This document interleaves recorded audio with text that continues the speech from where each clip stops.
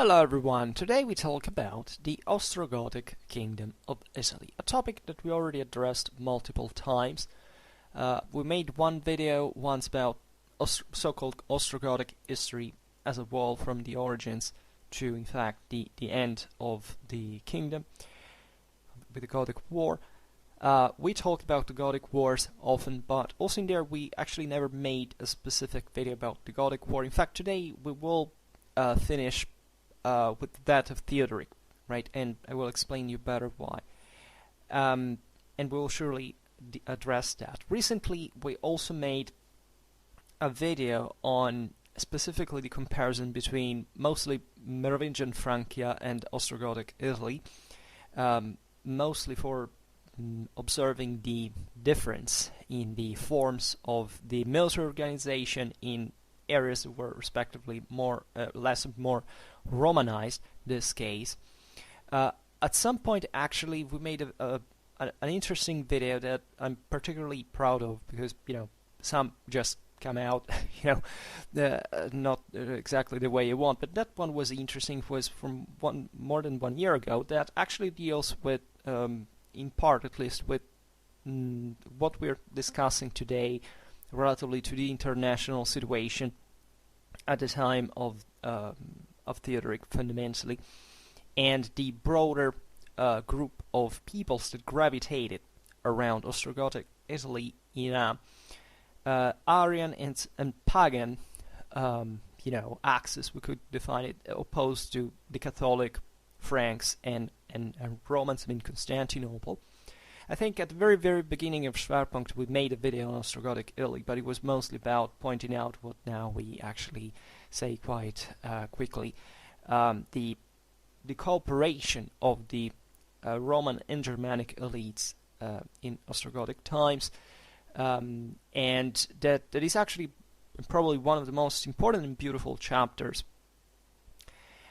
in the history of Romano-Germanic Europe, and specifically at this time height where the integration was not mediated already by a complete syncresis because of the collapse of the pre-existing order, but was exactly in a land like the Italian peninsula where fundamentally Roman civilization had remained unaltered, right? Of course it had modified over late antiquity, but up to the Gothic War, fundamentally Italy is still a late antique reality, as southern France, southern Spain, Africa, the Roman Empire also broadly meant.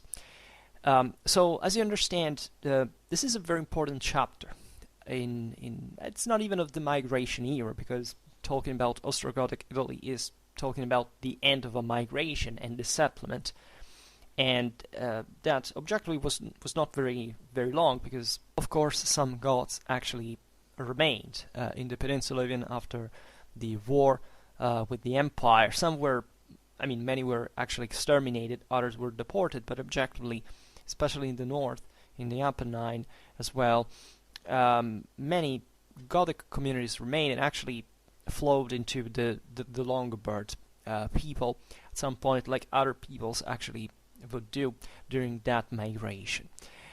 Talking about Ostrogothic Italy is quite important in my opinion. I think we arrived at a point on Schwerpunkt in which we have also to explain the importance of certain chapters after having introduced them with multiple videos.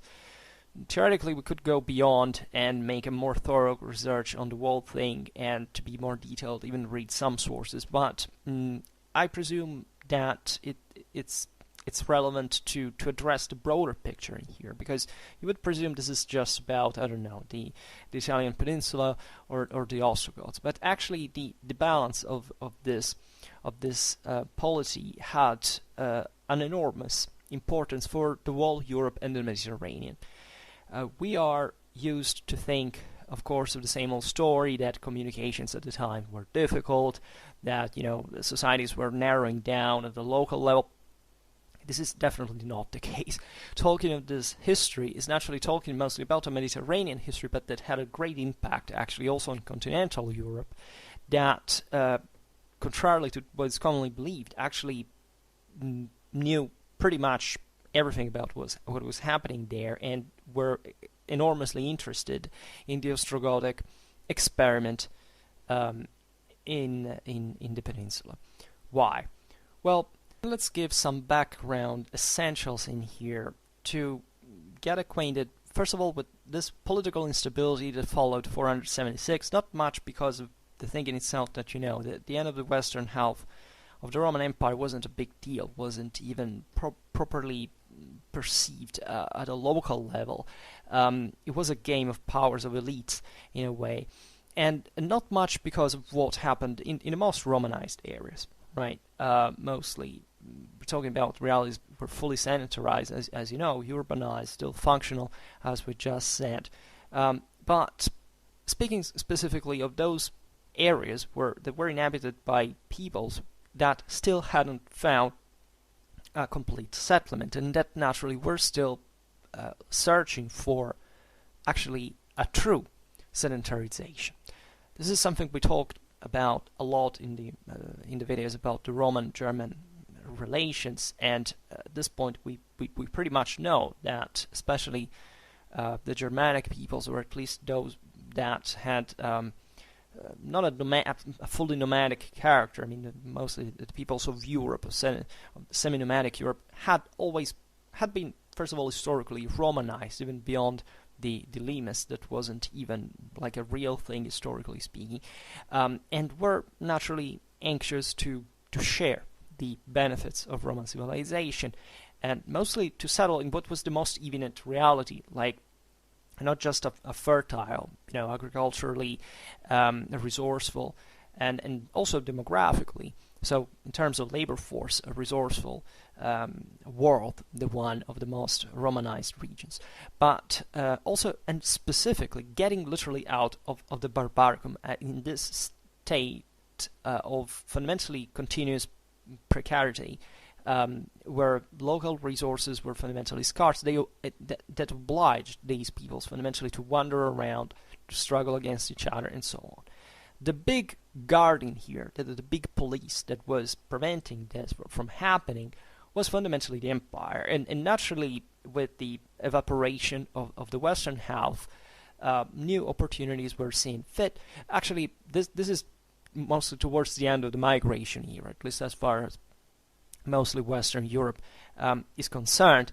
But the Ostrogoths representing here an important block, because they're very peculiar in their own kind, right? They were a population. We already talked about this, so I won't repeat the whole thing. But that to make the long story short, had firstly settled from the north. Also, let's not talk about the origins of the Goths, because they're actually very debated, and for actually even more than the majority of the other Germanic peoples, because essentially of the problem of Romanization in itself. You know that the Goths were fundamentally the most Romanized of the Germans. The Visigoths first and foremost, because they had inhabited closer to the empire. The Ostrogoths were slightly different, but that naturally had been acquainted also to that dimension. Theodoric, by the way, had been rising in Constantinople. There was also naturally this need from the side of the empire to appoint specific kings, what we can call as specific leaders of people. So these groups were very heterogeneous, very also distrustful of monarchic power. So Theodoric was one of the greatest, in absolute terms, Germanic leaders of the migration years. Together with Clovis and Gaiseric, they had a tremendous impact in the history of Europe, and even of the world altogether. He was definitely a very capable ruler.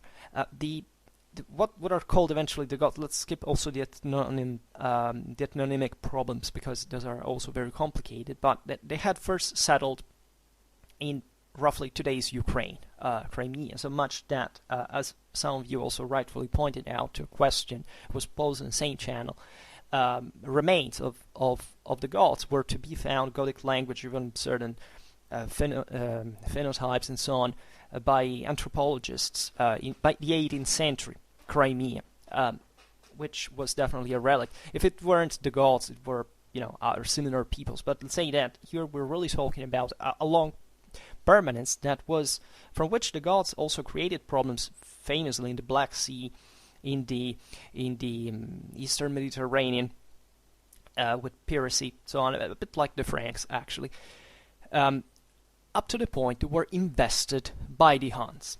Right, the Ostrogoths were the easternmost of the Germanic peoples. They were also considered to be the most equestrian and fundamentally the most mixed of all the Germans. Right, we can't talk about the Ostrogoths specifically, about Sarmato-Germanic populations. Right, sometimes this term is applied also to the Longobards, to others. There is this idea of saying that everything that happened in the migration era was mixed at the possible maximum. I'm personally very skeptical at so many levels, because leaving aside that there weren't also many people around, but for some, which is surely integrated foreign elements, but we can't follow the path of migration, and there is no reason to think that there is no evidence, right? There is no evidence to pretend that their ethnic core was fundamentally altered at the point that we can't talk about this mix. For the Ostrogoths, actually, it seems to have been the case, but not much because of the Germanic migration in the Ukraine. It probably was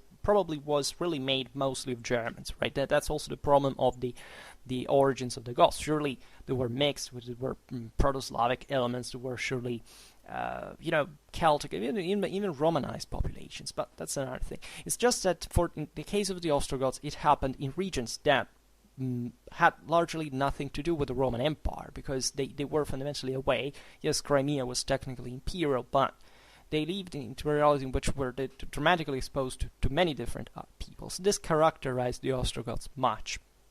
And unfortunately, a great part of that culture has been not really wiped out, but surely radically modified by the arrival of the Huns. Right. From at the time of Rome, basically the Ostrogoths, what we call as the Ostrogoths, disappear from our radar. We know that they were there. We know that they were under the Huns, who, by the way, actually estimated them a lot, because they were fundamentally some of the most similar subjects to them, given at least their Germanic standards. We know the Ostrogoths participating in the Battle of the Catalonian Plains, facing the Visigoths, who were from the Roman side under Aetius, and therefore the Ostrogoths enter. So whatever their political and social structures were, modified like under the Hunnic domination, enter into that specific block of, let's say, I can't say anti-Roman specifically, but in that case, that was the choice. It was either under Rome or under the Huns, right? Because Europe was literally split in two, and the Hunnic hegemony extended very far and wide, right? There is reason to think it arrived actually to cover even great part of the inhabited Scandinavia. There was a broader connection also of many northeastern European lands, historically speaking, with peoples that weren't like the Huns, but were still nomadic and would remain for a long time. Surely the migration era sees this injection of a broader nomadic equestrian culture at many levels, military culture, zootechnic capabilities. We see it quite evenly. The point is that the Ostrogoths we're talking about now are fundamentally the post-Hunnic ones, that are this remnant, fundamentally, of the great domain that had been created in the Ukraine, where the Goths, by the way, had developed also a pretty good and high sense of themselves. Like they believed to be fundamentally a blessed people, blessed by the rising suns, that they were literally the Eastern Goths. There was a deep meaning intertwined not just with paganism, that surely had all solar cults and symbolism, but with the new Christianization under the Aryan faith, let's say. This had characterized the Gothic mentality in different ways from the other Germans, right? They were probably more exposed to the idea of kingship already than they were before. The Huns especially had a great impact on this, because the Huns, as much as the Romans, tended to to appoint specific leaders could be a point of reference for their rule, and to strengthen the elites, the oligarchies, something that the Germanic peoples otherwise, despised traditionally. And it's not even such a negative thing as one may think, actually. The broader movements of the migration era brought to the necessity of having a leader, right, during the migration. It was never a unique thing. Kings were considered to be temporary in a way, but surely the Goths are the first ones to develop, or better, not really the first ones, because it's really Alaric with the Visigoths that opens the path to the idea of kingship, in that case motivated by the Romans. The Ostrogoths follow in part the example of these peoples here. Naturally, they at this point they are merging also with in a time in which the Goths, the Vandals, even the Franks were fundamentally forging their own proper monarchies in a way. So in a senatorial reality that favored this social political stratification differently from the Barbaricum and so on. The Goths bring to themselves probably this great sense of their past glory and election almost among the other peoples. They had the memory, had been some of the most powerful. Actually, they had been. The Goths overall had been, as you know, the greatest threat to Rome at some point. And it's even difficult to track specifically who was who. I mean, in terms of the bands of these peoples tour around like crazy. So the center of the former Ostrogothic power might have been the Ukraine, but there was nothing strange to find them on the Rhine or the Danube, right? So as well as groups, and this was perfectly normal. But they naturally had been shocked and traumatized by the Hunnic invasions that had wiped out what they had created there. They had a great sense of revenge, but learning from their dominators and becoming as ferocious as like a steppe leader could be, differently from Germanic culture. They had interiorized that. They had been elevated by the same Huns, that sense of their past glory. And they even fought against the Huns at the end to shake off the yoke of their domination at some point. But surely by the end of the 5th century, they were something very different from before. And also they were a much more scattered people by certain standards, now re-emerging from the Roman radar. That is the only one for us to understand historically whatever these peoples were, because otherwise, there is no way, right? Archaeology doesn't tell absolutely anything about this, right? It just tells us there are certain groups here and there, but without, the literary sources, we haven't the slightest idea of who they might have been, and actually we don't even know precisely even with literary sources. And they gathered, they did in this area that is, sometimes we find written the Illyricum, sometimes the Maesia, right? But there was fundamentally this middle Danubian frontier that was also one of the most depopulated, one of the most militarized, and objectively also strategically important still at the time, that had been occupied also by the Visigoths back in the day. It was an important key for controlling the river, the contacts with the Black Sea, Constantinople, Italy, Central Europe, right? So it was really important, and surely they were regaining some weight on their own, also as a magnetic force to attract other groups of peoples.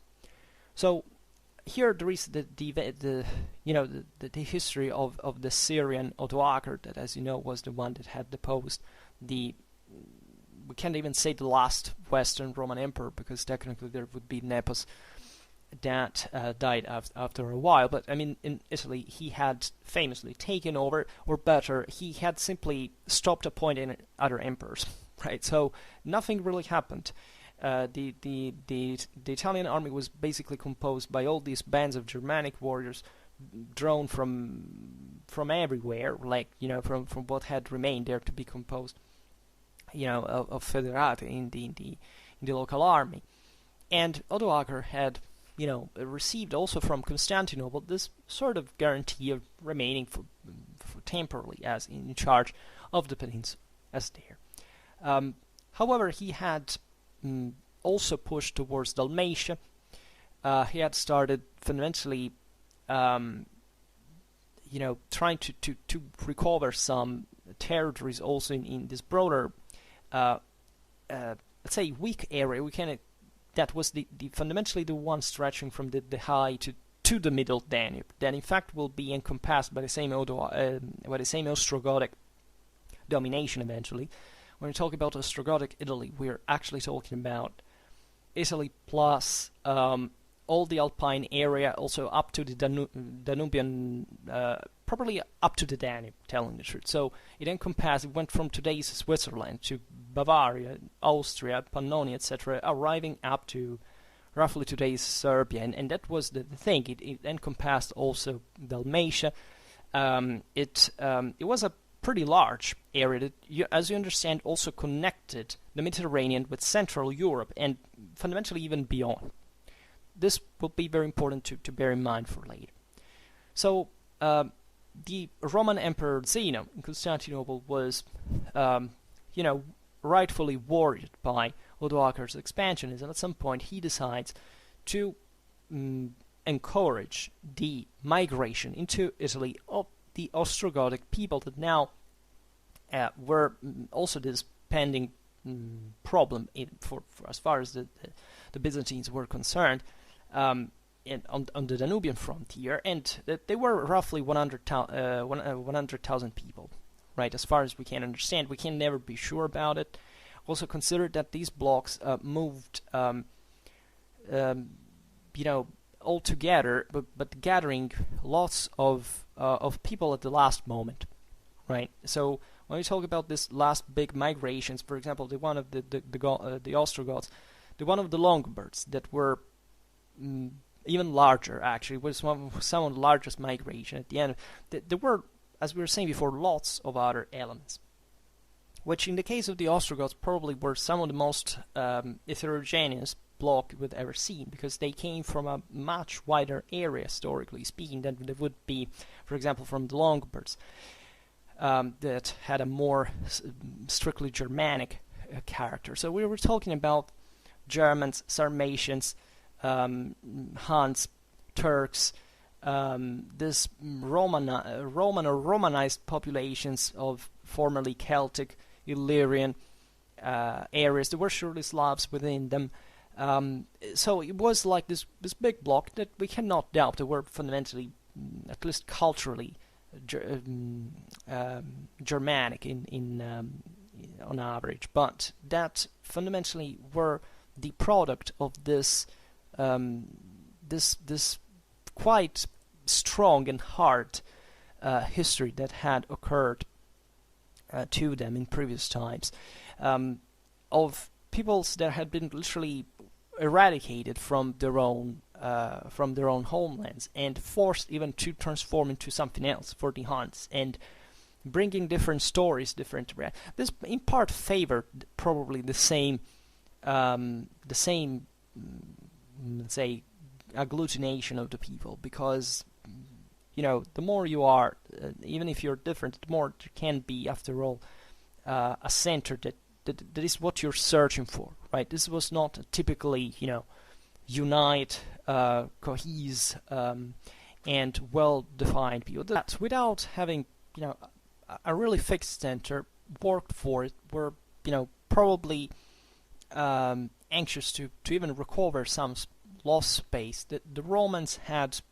fundamentally controlled them, had helped to favor the rise of these elites. Theodoric belonged famously to the Amali dynasty, and this thing worked. Naturally, as we were saying before, this is exactly what these peoples were looking for, to settle in one of the most florid lands in the West, and also not a land like the others, because this was the center of Rome, of the papacy, and therefore it also embodied a very specific type of that Romanness, we could say. It was we talked about the Italic backgrounding here. Fundamentally, the West, and this is also why the Ostrogoths are to be carefully studied, enter into a situation like the Italian one, where the Romano-Italic aristocracies are, first of all, as we've seen, are still intact. They're still active, and they're not the Eastern Roman aristocracies. They're something very different. They understand the value of themselves. They are truly, from a cultural point of view, in terms of education, of sheer, the Eastern aristocracy was something very different, much more meritocratically merged, very much controlled and made by the emperor. We talked about that recently when discussing the Constantinian Senate and so on. And there was even a sort of animosity, of course, between the two centers, because Constantinople was in competition with Rome. The Eastern Roman history, as you know, at this time is tormented by religious problems, by this new, heterodoxies were not open heresies. Rome and Italy still control a very important part of the. I'm talking about Rome specifically because of the weight of the papacy here.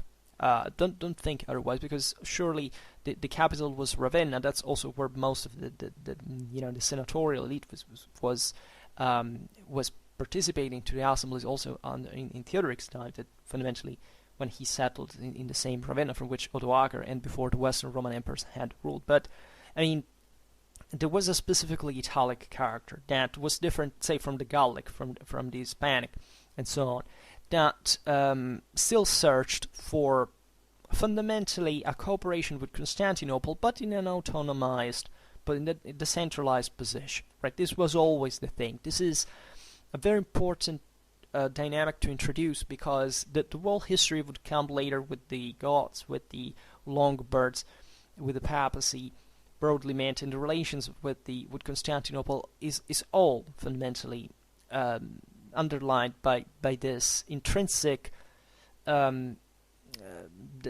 detachment, separation, and distancing at all levels, political, cultural, and so on, of the west of Italy specifically, and of the rest of the empire. There weren't easy times, right? The Roman senators at this point, so also chronologistically speaking, you know what happens. The Ostrogoths invade Italy. There is this fundamentally 3 years war that we also do not know much about. It was the siege of Ravenna. Theodoric finally made it to seize the city and allegedly killed Odoacer himself in person. Theodoric had entered specifically as a king, legitimized as such by Constantinople, and I don't think that the people was particularly happy of this, because of the Ostrogoths had several lineages that could at that time, even say their own thing. But they realized they bet, let's say, on the Italian conquest, and they said, okay, well, let's take that shot, and let's see what happens eventually there. So this is interesting, because also when the Goths settled in Italy, everything is actually very orderly, right? There is specifically an idea that they knew what they had to do. There were specific spaces and areas were settled, right? They migrated from Mesia, from Illyricum, across the Julian Alps in 489, and they flowed into the Po Valley. Mostly it was this area that historically had remained fundamentally undetached from the great Mediterranean traffics and so on. I mean, basically, ideally, Italy from the south to the center continued into Provence, right, as a channel of trade, of exchanges, of net of urbanization. The Po Valley was actually important, very important from a strategical point of view, because it connected the Mediterranean with Central Europe, Gaul with the Balkans. So it was actually a key to there, but it was perfect in a way for the settlement of a federati people, right? And that would happen, in fact, also with the Longobards and so on. But also, so that they are settled actually in the various, in various cities, but also occupying specific strategical passes in the Alps along the Apennines, right? very few Ostrogoths in southern Italy actually, and probably because that being somewhat, the most let's say central Italy naturally was also importantly Romanized, but the Apennine was less populated, but nevertheless very important for the passage, etc. Southern Italy probably didn't, it was closer also to the empire, was a different reality that probably prevented also the Gothic settlement in the political negotiations. But as far as the Goths were concerned, also, they were in charge there, so they perfectly knew that what was important to control very strongly was specifically the Alps, the Apennine. And the first thing that Theodoric does is, when he set foot in Italy, let's say after having defeated Odoacer, is to go to Rome and to render homage to the Roman Senate and to the Pope.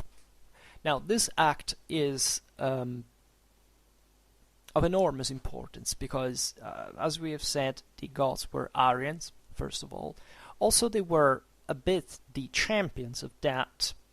They were, at this point, properly the most important Aryan people, given the power now that they had just acquired also in Europe. They had this more Hunnic, at some levels, than Roman mentality. They were specifically a monarch. They were a bit atypical at certain levels. Naturally, Theodoric strengthens its own power, the weight of its own dynasty. The settlement brings to better control of the same Gothic people. And however, he understands very cleverly, by the way, that if he wants to rule without problems in Italy, he has to marry fundamentally the Romano-Italic aristocracy and the papacy.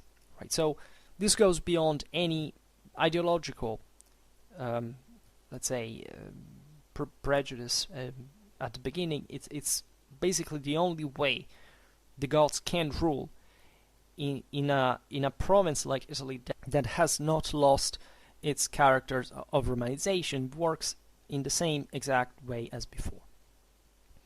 Theodoric naturally exercises a control also in this system. And the extraordinary thing is that he settles in Ravenna. With his palace, there is this beautiful Gothic architecture to be still seen. There is the palace of Theodoric Mausoleum. There is the Aryan template. There's all things you can visit in Ravenna, and they stem exactly from there. There are specific features in that Romano-Germanic art that also connect with Arianism, with this different mindset that, as we will see now, will come to play an enormous role in the international balance. But the extraordinary thing really is that in the consistorium of Ravenna, so what had been previously the imperial council, now occupied by Theodoric, the Romans and the Germans sit at the same level, right? Theodoric fundamentally entrusts the civil administration to the Romans, to the senatorial class. It was very powerful. At this time, the latifundia are still intact, right? This is nothing like the post-Gothic War. This is functioning really like it had always been. In later times, and that's also why it's very important to talk about the Gothic War itself and all the political and social struggles within the Ostrogothic kingdom, and with the connection with the populace, with the rest, with this, basically with the colonists, this namely freemen that had become fundamentally servants eventually under the senatorial, within the senatorial estates, and the Germans as the army, right? Properly, the Roman army ceases there, but it's not that, as we have seen before, that much had remained, right? Italy fundamentally was the last resort of the West in terms of manpower up to the 60s of the 5th century, after the defeat of Majorian in Spain against the Visigoths, that make fail of the Roman expedition there, because the Visigoths had basically already surrendered to them. But that shows how potentially capable still, and up to that time, the resources of the West could be.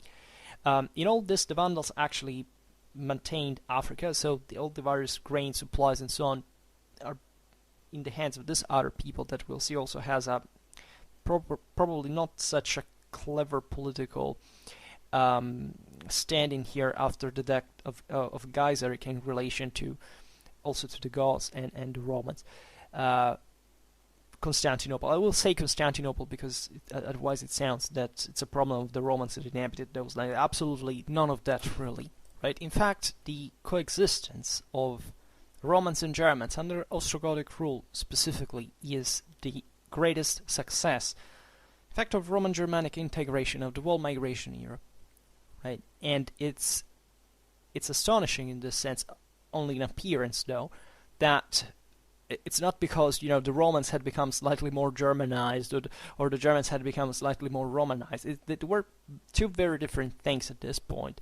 This would be actually proven even more at certain levels with the Lombard migration, but yet in a different way, because here Roman society is intact, and yet Italy fares well under the Ostrogothic rule, surely much better than under the last Roman emperors of Ravenna. Right? Theodoric appointed also naturally in his government the Roman functionaries, the most important. So he had a control on this too, but he also had a control on his own people, right? So much that there was this competition for which at the time the Ostrogoths themselves were becoming dramatically similar from a social point of view, in terms of social certification, to the Romans, right? Just a few chieftains, a few leaders in controlled by Theodoric in turn, and fundamentally lowering also their decisional capacity. I mean, think about, we don't know much about how the Ostrogoths transitioned suddenly, right? And also from a fairly recent past of not even proper Romanization into this reality. But there are no incidents. There is no tension. There is no friction, right? The populace lives fundamentally without problem altogether, and the only problem that we will see on the long run will be caused instead by the senatorial elite, right? By those that were fundamentally struggling at some point to make a further push that we don't really understand 100%, or at least we can realize that they didn't like the Ostrogoths much. They didn't like to live in a land was commanded but was militarily ruled by the Goths, and that they couldn't fully control themselves in this regard. That is eventually the trigger that will push the same Constantinople to launch the invasion of Italy and the destruction of the Ostrogothic kingdom later. But as far as the mechanisms of administration of the military, we see that things were working pretty damn well. The picture here is unique in its kind, right? It's very peculiar because there had never been such a reality. There had been some federati, of course, that had been delegated to rule in certain regions of the empire, but in circumstances were not so closely and ambiguously related to Constantinople as before, right? Constantinople and Italy are fairly close. I mean, especially by sea, every movement is faster. This was not like the Visigothic kingdom in Spain. It was from the opposite end of the Mediterranean. This was also specifically still a Roman state, right? And the Germans were surely ruling as an Alaugian element, but still fully framed within this fiction. So much, in fact, that the question is, who was really ruling? Of course, the Ostrogoths were ruling, right? But there was a great potential in this land that at certain point, as long as the Goths were in charge, the Romans could not exploit. Right? Constantinople had gotten rid of them, of the Goths, because they were pressured on the Danubian frontier. But at that point, the task of any Roman emperor is to do what? Is to rule on Rome, right? Never underestimating here that the true center of the world thing, and especially in the West, is really Rome, right? You can see, of course, different capitals, different things, but just think about the importance of the papacy at this level all over Western Europe. It's still very high, right? You don't have to wait the Gregorian reform to realize it. With this axis, especially with Gaul and even in Britain, that was specifically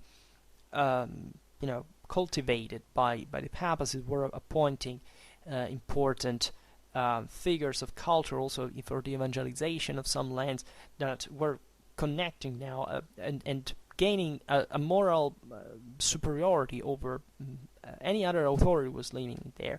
From an ecclesiological point of view, Theodoric surely employed his experience received at the court of Constantinople, where, as we've seen, he had been brought up, pursuing successfully in this first phase of the kingdom the objective of pacific coexistence between his people and the Romano-Italic populations.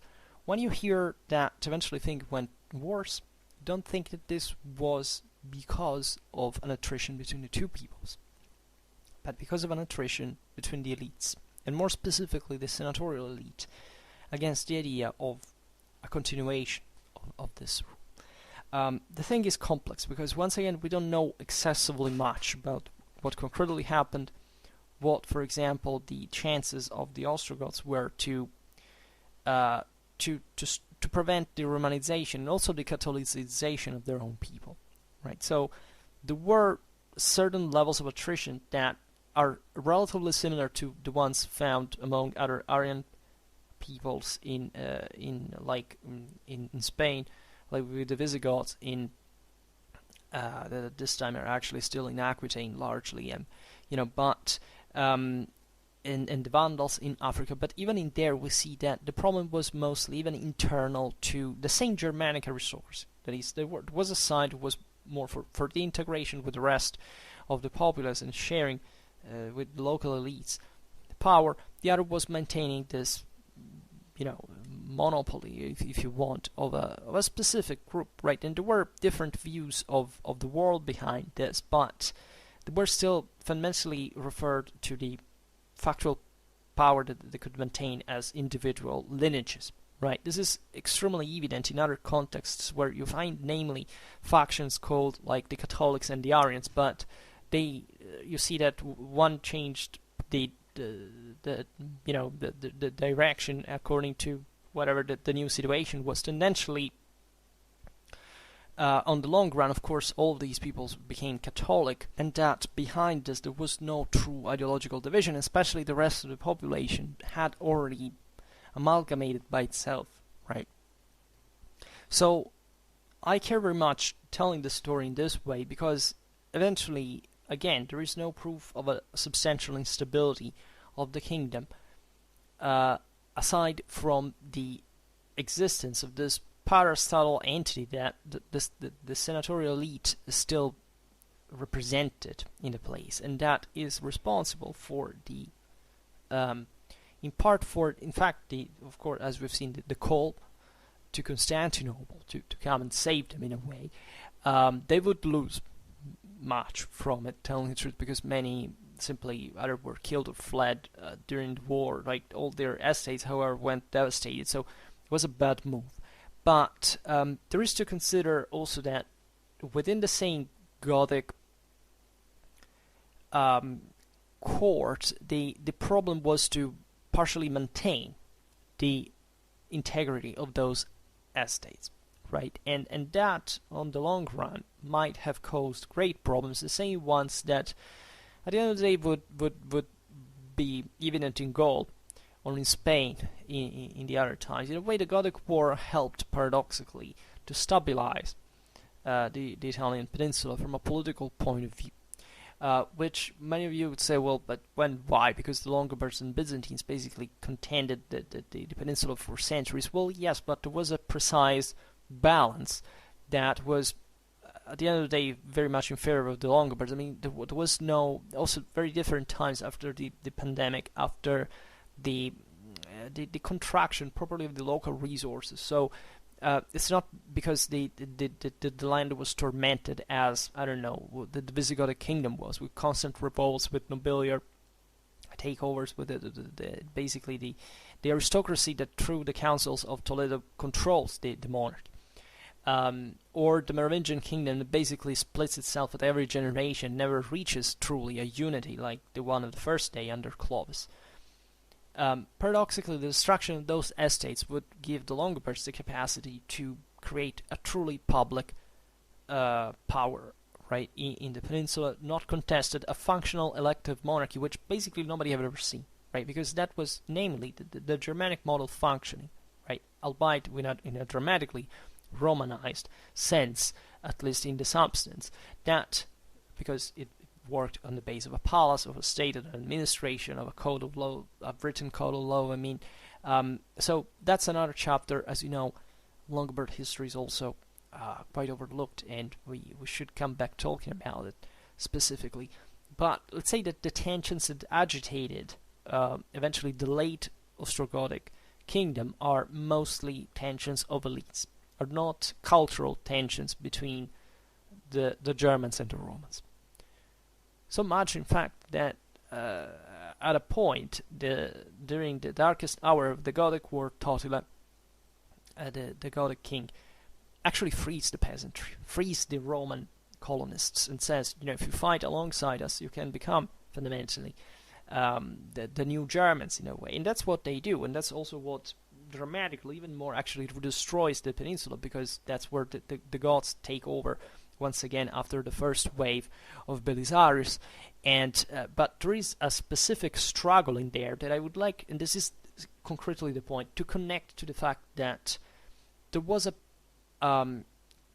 specific, I can't say negativity in itself, but you understand what I mean. I mean the idea that these were aristocracies ruling over an enormous amount of people, and that the breaking of that system was seen as the only possibility to go forward in a moment of crisis, which is a great accomplishment of civilization. It was something that the Goths understood, right, albeit in an emergential situation, but after the tensions that had existed in the late Ostrogothic times, and this undecidedness that didn't help them basically at all, and it brought them at the end of the day to be defeated. Not just for that, but fundamentally because of a lack of unity, or at least a lack of vision of what the future of their own people had to be. But these are all things I premise when we will talk about the Gothic War, but they are fundamentally connected to the system you see here, because on the long run, you objectively got to give that there would have been tensions between the same aristocracies within, even if the senators had not been there, even if the Goths had ruled Italy alone, right? There would have been the same problem that the Visigoths, that the Vandals had, right? And that brought to their weakening on the long run. This was a different scenario in which, in fact, the Romans persisted as a senatorial presence, so you couldn't objectively sleep safe as an Ostrogothic king, knowing that the Byzantine mobile army was just across the sea, and that here you had the very foundation of the Roman elite that wished to overthrow you, to get rid of you, just as basically Zeno had done by sending you in Italy from the Balkans. But Ostrogothic Italy produces also a lot of culture, a lot of civilization in this sense. For example, some of the greatest characters of the senatorial aristocracy and the great intellectuals of the time work for Theodoric. Think about Severinus Boethius. Was one of the most important philosophers of his times. Other men of culture, men of letters, eminent figures like Cassiodorus, right, and that also had this dramatic impact in early medieval literature and beyond. Symmachus, right, as we were saying before, also the splendid buildings that were erected in the capital of Ravenna that we mentioned before, the mausoleum, of Theodoric, for example, being the summa of it, which in this sense demonstrate quite clearly the and most highly the meeting between the two cultures. This is the beauty of it. It was a civilized context. This was not like the average Western, formerly Western Roman land that, you know, more or less were invaded without just a formal distant control, and the local populace was brought under a completely different administration, and albeit maintaining much of its autonomy in certain realities because its aristocracies were powerful, however, were simply, were receiving this passively in a sense. This situation was between peers, right? So no persecution, no violence, no destruction, nothing. There is a perfect coexistence. I like this setting because, of course, as a medievalist, to me, what happened in Latin Germanic Europe is fundamentally not in Latin in the sense, you know, from one side there are the Latins, and from one side there are the Germans, right? You know, the idea of literally Latin Germanic as a sole thing, right? You cannot look at these wars and say, here there is a divide, in the sense that, you know, since the North was, all, you know, ethnic Germanic in great part, or at least Germanized, and the South was more Latin, Mediterranean. The divide is something that, you know, you can sharply outline, saying, you know, we made ethnographic maps. That's it, because the culture we're talking about is fundamentally, first of all, you know, written in Latin all over these lands. It's the law is also, for example, Germanic. There is a hybrid. Right, there is specifically a process of commixtion of these cultures that is at the base eventually what the Western Middle Ages will come to expand, and also what we know as the modernity, and in what we fundamentally are. So in today's world, unfortunately, sometimes it seems to have come back in the 1930s, right? You know, in Europe we still at least it's one of the few areas in the West where we can concretely still talk of a specific, you know, ethnic identity in connection to those times, and exactly to the migration era.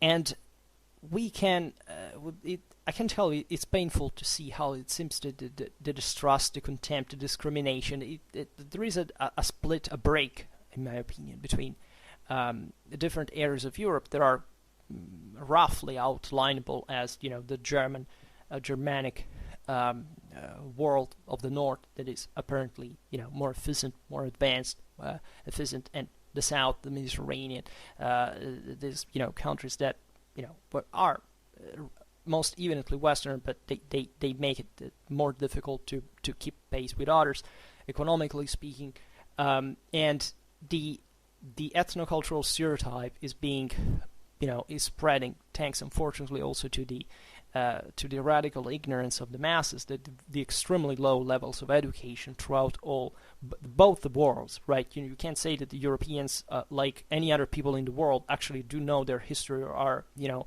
satisfactorily schooled or educated. We are not. This is it's a problem of masses, right? So I presume that looking at this specific world in here is to really learn how to see what it means to be in a critical situation like the one it was at the time in many ways, and still being able to build something together that comes from bringing the best of the both cultures on the table and making it something that history remembers as such for one of the greatest successes of cultural successes of integration this time, that did very well. Right, and that was screwed up, unfortunately, by, of course, interests that were not the interests of the people. Right, I'm not a populist, right, and I don't like very much, you know, the people as a standard, in the sense that I presume that actually the elite is the reflection of largely of the masses. But I do it as a person in 2020. In these times, a Roman colonist in some Italian latifundum wasn't, it's not that they had much of a saying. Whatever happened, I don't know, in the Roman Senate or in the consistorium of Ravenna. Right? Today we have the chance of making a difference, and surely those that represent us are largely the reflection of what we are as a society. And that's the unfortunate thing. And it's by telling the Gothic War that the thing would be highlighted. Also because, frankly, and now I will get to the point of the video because it's quite poignant. There was alternative to the Roman reconquest, or at least that was probably in the horizons of Constantinople since a long time, and so on. The Byzantines had prepared for this, like the reconstruction of their fleet. There was a specific thalassocracy that was, seen as still as the base of, naturally, of a Mediterranean empire, and so on. And before we pass to that, I would like to also to respond to another question, that is, for example, the fact that Theodoric forbade the mixed marriages. Now, this is something that many people say, well, look, so it was not true that it was all this integration. Well, wait a second. The Goths remained in Italy for essentially, before the war, that were 40 years, right? The separation of Goths and Romans here by law is something very different from what naturally happened in the concrete practice of life. Also, I don't know, the Longobards, when they invaded, theoretically, couldn't marry, but that in 2 or 3 generations this thing had ceased. How? Because the law had changed? No, the law hadn't changed. It's the people that had become Longobards juridically, right? So that there was no difference anymore. Every subject at that point was a Longobard. So how that had happened? Well, quite simply, you change juridical identity and you become de facto what the law disciplines. So the fact that the Ostrogoths were still, of course, ethnically dividing between the Germans and Romans is something completely normal by any juridical standards of the time, right? Also for the Romans it was like that, fundamentally, in previous times, right? There was a specific separation between the two things. So it's not really a real discriminant, right?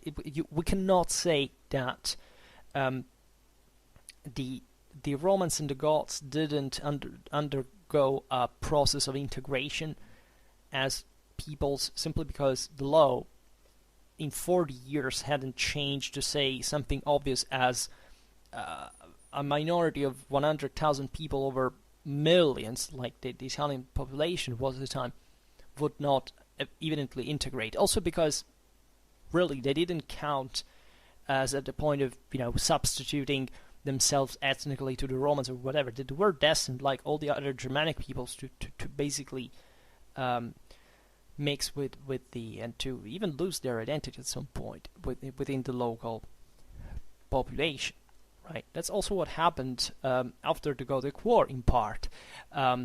Certain Ostrogothic garrisons remained, even the Romans let them there, and they inhabited the cities that were overwhelmingly populated by Romans.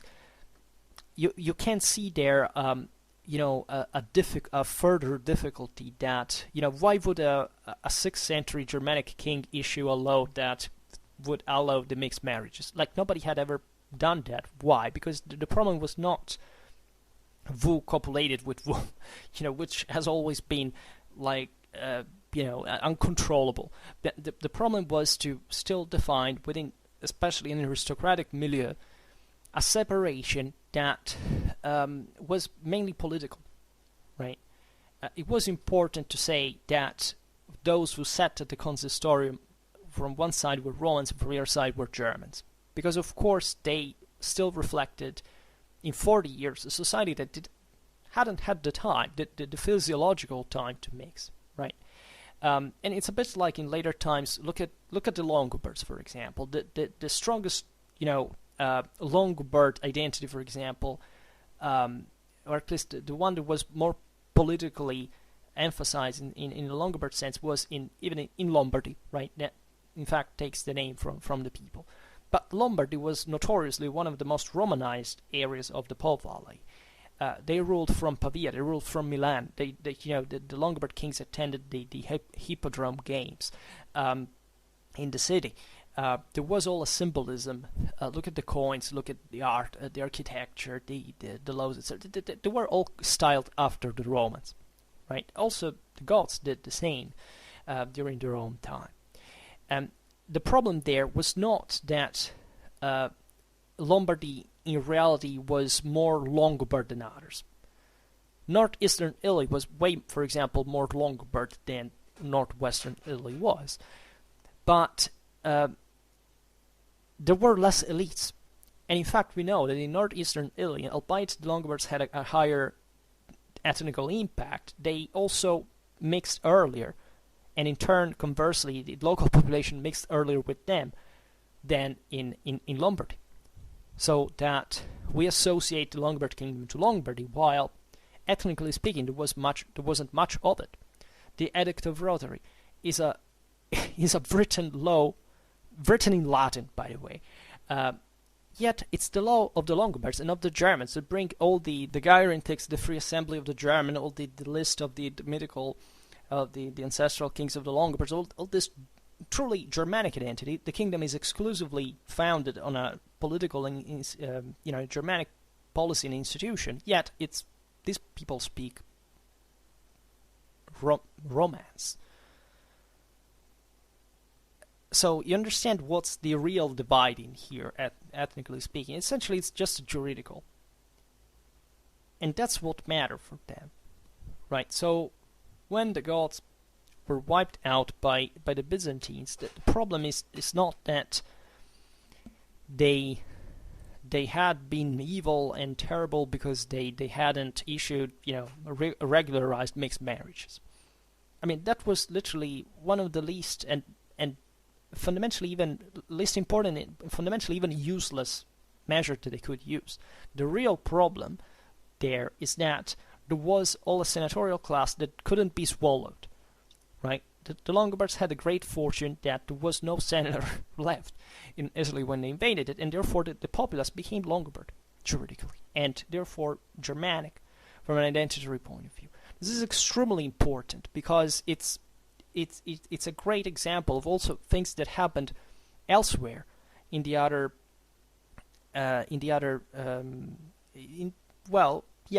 not exactly in the same way. For example, the Burgundians and the Visigoths had a Germanic law that, however, was explicitly Romanized.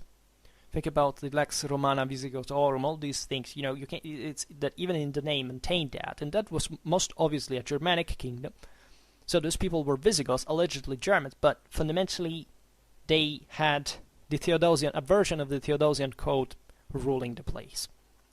With a Germanic core, but fundamentally, still being present in evidently one of the most importantly Romanized provinces out there of the former empire. So the question here, once again, is not to look at what the formality is, because this is a mistake that is always done. Believe me, I studied this, especially early medieval history, relatively with these issues for a while.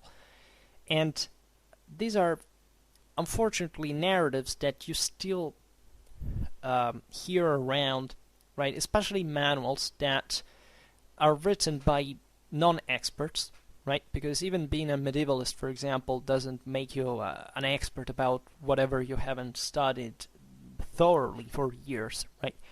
And when you actually look at the most updated bibliography, you realize that sometimes, like, it's not that it's an opinion. It like there is no evidence. There is no consistent base to even speak of the problem in those terms, right? It's like the Vandals in Africa.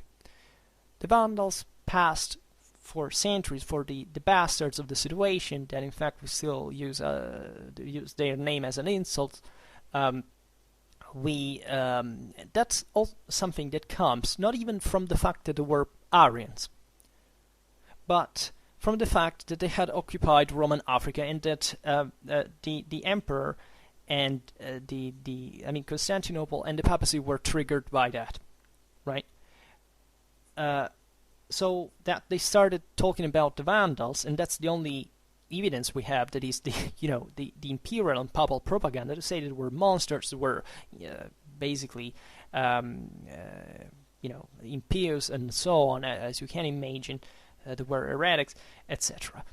The Ostrogoths were Aryans. Nobody wrote that there were a bunch of bastards that had to be wiped out. The papacy was fine in a way that they were there. That as we've seen, there was all this reverence also towards it. It was a completely different situation. So it's not even it's not the ethnic problem. It's not the religious problem. It's just about the contingential balance of whatever these polities found themselves like into. Where do all the prejudices about the Longobards come from? Of course, once again, from the Papal and Byzantine propaganda, because before launching the invasion of the Po Valley, when they want to wipe them out together with the Merovingians in a joint operation, they had to say that they were bastards, they were barbarians, they were violent. There's no evidence. There's no evidence of Longobard violence or persecution or attrition with Romans in the place that they ruled. Right? If you talk about, papal or imperial territory, that was enemy land. They made war just as the imperials did with them, in the same identical way, raising cities to walls to the ground, doing deportation, enslaving, of course. But that was the standard that was done in any other place against an open enemy, a public enemy. There were bands, of course, raided around, but once again, also in enemy territory, not in the places where they settle. So we get these distortions that if you talk especially, I try, as you understand, to make a history of, as you understand, I do make a heavily Latin Germanic history here. I rarely talk about the Hellenic world, or even of the Slavic world sometimes. Something that instead I like to do, because I care. I like also to portray that reality correctly, even if I know it less. But the point here I'm making is that there was an objective accomplishment in civilization, in realities that normally people do not study, they do not care about, they're not popularized. They're often told in terms of either hatred or for ethno-nationalistic reasons, not just the not specifically the usual Western thing. Like, you could even look, for example, at Byzantine history enthusiasts that look at the Longobards like basically the worst kind of animals that ever inhabited the earth, because they don't like the fact that eventually they took over, and most of the times that their interest for the Longobards stops in the moment of the Longobard invasion, because also a certain part of Byzantine history for people in school just up to the time of Justinian, and then later also people do not know much about the Byzantine Middle Ages altogether. This is a bit like the end of antiquity, you think, and therefore it stops there. There is no further research, there is no further interest, there is no further insight in these realities. I try to make this story because I presume it's really where we stem from in some of the most important European countries today. And I talk about the most important European countries for specifically the accomplishment of a united Europe, right? That whatever you think about, I'm not a Europeist or an anti-Europeist, right? I definitely like very much more the idea of united Europe, that, as you understand, but I also do not make rhetorics like, the united Europe, but in a ethno-nationalistic sense. I really believe in the united Europe in a fair sense, but also in something that really must have the power and the control and the unity of it,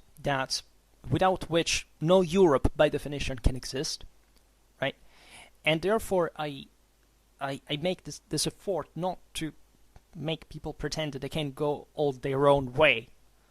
If that someone is difficulty, who the hell cares, as long as I get the money, or as I, that this whole thing, works from a terms of market accomplishments, and then from a cultural point of view. I don't even teach my kids what it means to be a European, what European history is about, or European values, Western values. I came up recently with this idea that I objectively believe that if you do not know Western history, there's probably nothing else that can define you as a Westerner. Right, in terms of lifestyle, how the world has come to be, reflect about it. What's Westerner anymore? Even just in lifestyle, after a few decades ago, it really meant about certain quality of life or certain way of life. Today, the world is leveling at that point. So, what is that you are as a Westerner? Right? It's because you're white, or what's your point? I presume it's because you know your history and you know it for real.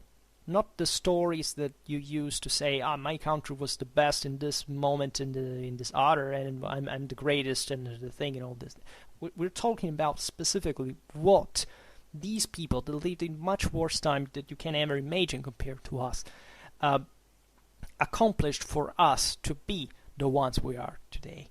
And if you do not know that, you have not the values that the world needs to improve.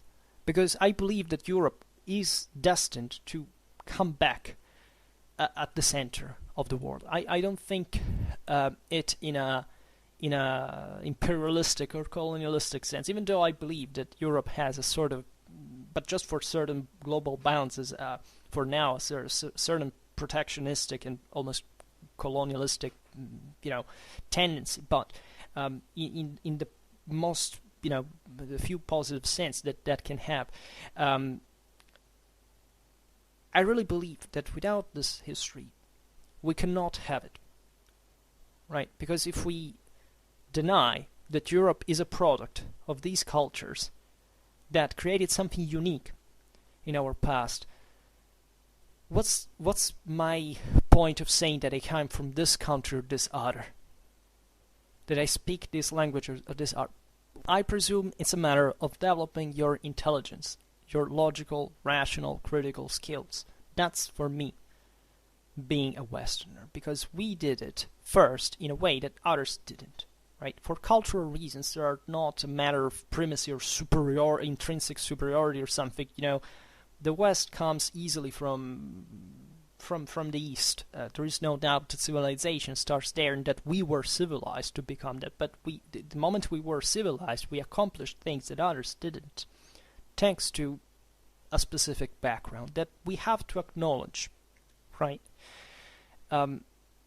And I will get to the point of the video here.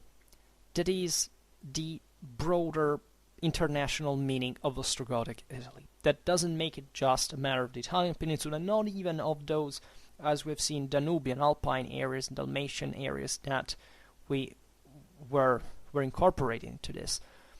Theodoric is able at some point even to ransom Sicily from the Vandals that, as you know, had created this kind of maritime domain with in the Western Mediterranean. The value of Ostrogothic Italy in the international balance of Europe and the Mediterranean is founded chiefly on the promise, in fact, of an alternative civilization to the one of the Roman Empire. And I explain myself better in which terms. There was nothing truly unique in these cultural achievements. Like everything was naturally based on the base of the Roman Empire. Right, there was nothing else beyond that. Right, no other people at the time in Europe had come up with an alternative reality. So much that even the Latin Germanic world at some point will come up with the Roman Empire, with Charlemagne, and that's the only possible model. There is no. Rome has been a too great feat of civilization. It's not just great, it's ecumenic. It's something that shaped the world as we know it. And those people knew that, right? What happens also in Ostrogothic Italy is the construction of the concrete Gothic identity. This is something we haven't discussed before. There wasn't nothing like a Gothic identity, right? There was surely a set of values that were shared by peoples that originally had a specific also tribal origin in common, and so on. And surely there was a Gothicity of some kind. But the concept of the Goths, that we don't even realize exactly what they were from in terms of their origins, because there is no firm evidence that they came straight from Scandinavia. That's something that, as far as I'm concerned, probably it's true, right? I'm looking, if you follow their movements, there is no doubt that at least a substantial part of them had migrated from that journey. But now we cannot descend into the details of it, but the sheer complexity of the mythical origins of the gods is something that reveals by itself, first of all, a largely fictional aspect of the thing. No people needed to be basically rebuilt, historically speaking, by the Romans in the time, by the way, in which the same Romans lived with them, because this is exactly where it happened. We're talking about the Italy of Cassiodorus. We're talking about a view of the gods that was expressed fundamentally by Roman scholars, and scholars of the highest level that the Roman culture, civilization at the time could produce, especially in the West. So the Goths are built as such. The Visigoths also, they never were called that way. They were called like that in Italy for the first time to distinguish them from the bigger Goths, right? That were the ones of Theodoric. They weren't called Ostrogoths properly. And there is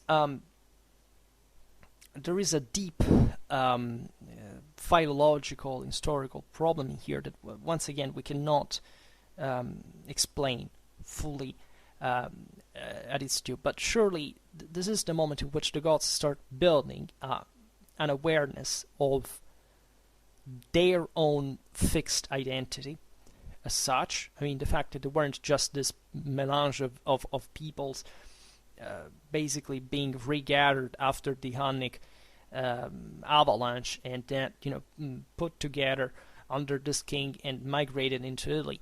These people were orphans of their past. Whatever that their origin had been, they had been washed away in a maelstrom that had recomposed them in ways that they probably also didn't recollect concretely. Also because they came in part also from the very different backgrounds. The Romans in Ostrogothic Italy not only give the gods a specific past that's very mythically built to that brings in all the ethnographical cliches of the previous the previous centuries in Roman literature and ethnography and so on, and gives them an organic form that we can immediately understand it was a fiction in a way, or that even if it contained some factual truth, it was, however, way embellished and put together in a way that could exalt the gods that were ruling from Ravenna in Rome, in these places that meant so much for the Romans first and foremost. Ostrogothic Italy, I presume, is also one of the most important workshops for the construction of Germanic identity altogether, as it would be fundamentally start to be received by in the Romano-Germanic elites and identity in the 6th century. Right, the 6th century is the first century in which you can speak properly of a Germanic identity literally recognized, right? And it largely didn't happen because of the fact that the Germans settled down and expressed that. It's because the Romans had to find a way of explaining in the history of these countries what these people were and what is that they brought with them as a set of values. I know that many people don't like this because they presume that the Germans existed before. No, they didn't. Right? Let's be honest about this. There was nothing like that, if not the Roman ethnographic invention. It's very funny how sometimes ethno-nationalism is fed exactly and declaring its historical illiteracy, of course, by those same peoples that they try at all costs to feel separated from. Right? German identity is a Roman invention and nothing else. That is not to say, of course, in modern times, because we're talking about up to the 6th century, but it begins with the 6th century. Before that, there is no clear realization that these peoples perceived themselves as Germans. Right? And this has nothing to do with the fact that they spoke a similar language or they had similar surely similar customs that, however, were similar also to lots of other peoples that lived around, right? So that we are not talking about, a 19th century Western nation state that has millennia of civilization at its back. We're talking about, tribal realities that had emerged from this mess of whatever was beyond the Roman boundaries to destroy, to clash against each other, to be created, disbanded, invaded, freed, moved, changing places, thousands of kilometers, living, thousands of kilometers away from one place to another in centuries. That you can imagine here what we're concretely talking about. And what they would believe of themselves were simply these pre-existing tribal identities, right? They probably had a sense of their own diversity as an identity, in a way. They surely understood that, two people living in the geographical Germany, whatever it was, by the way, because Germany also doesn't have, for example, eastern boundaries, were, however, more similar than someone living in the steppe. That is obvious also because they were different lifestyles. The point, though, is also Romanity had catalyzed this process, because if, Central Europe had remained devoid of Roman rule, well, identities would have been also more fluid to define, right? And this is pretty easy to understand. So the myth of the Goths is important because it gives fundamentally also the other Germans a model to found a specific political and cultural identity in their own kingdoms, right? Think about the Franks or the even the Visigoths at some point. The Visigoths actually had been path openers in the sense that Alaric, as the first king, first truly recognized king by certain standards in Germanic world, had opened the eyes of the Germanic elites, saying, "Oh wow, we can do that too." While most of the Germans absolutely abhorred any form of monarchy. So in a way, even the creation of the Romano-Germanic monarchy is a denial of the previous German culture and political identity.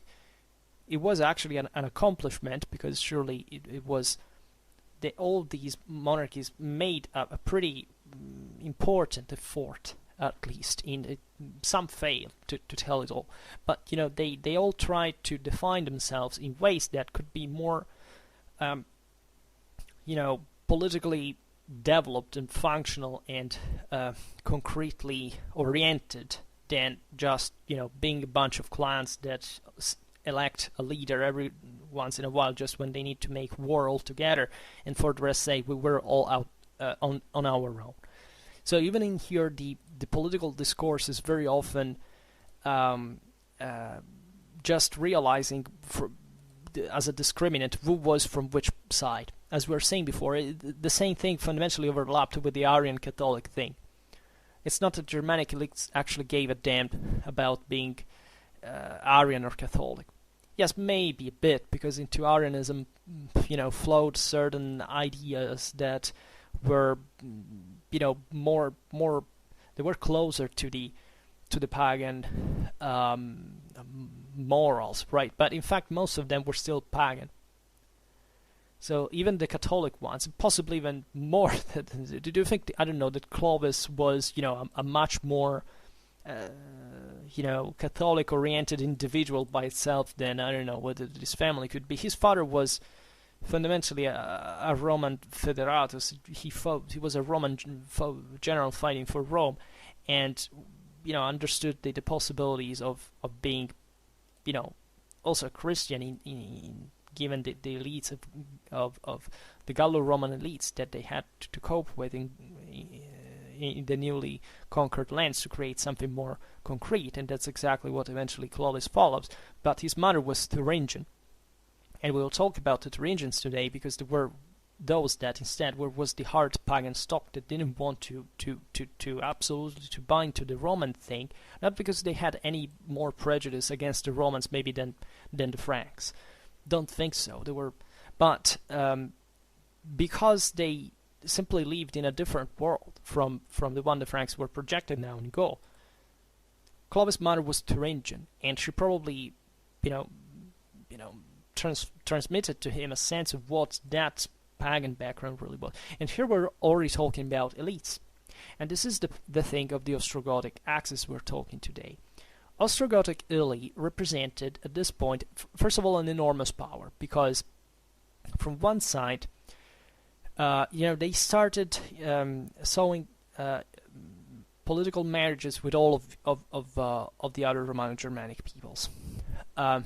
For example, the same sovereign, aside, mostly used his daughters for these marriage agreements, but also he married with Adolfleda, that was sister of Clovis, among other things. So we're talking about very high levels, even also of power and nobility, as it was starting to be defined also internationally. What do you think also this Germanity stood in? Do you think, I don't know, that the Saxons before were conquered by Charlemagne felt themselves as Germans? They didn't know what it was, or at least they knew it, but they considered it probably a weird thing that those degenerated, Romanized, Christianized Franks had done by that point. It was a matter also of international recognition, and this international recognition, especially after the fall of the Western Roman Empire, was very important to legitimize the new royal elites, the new royal dynasties, and also the elites broadly meant in these kingdoms that still lived the contrast between those communities of free of German freemen that wanted to be literally free, and that instead this dynasty, these elites were crushing under their heels with the in the process of centralization, as few as it was, but still important in certain cases, marrying into the Romanized senatorial elite as well, as the Franks also were most eventually doing, for example. So what actually happens in this world picture is very complex, because you have from one side, let's picture it in this way.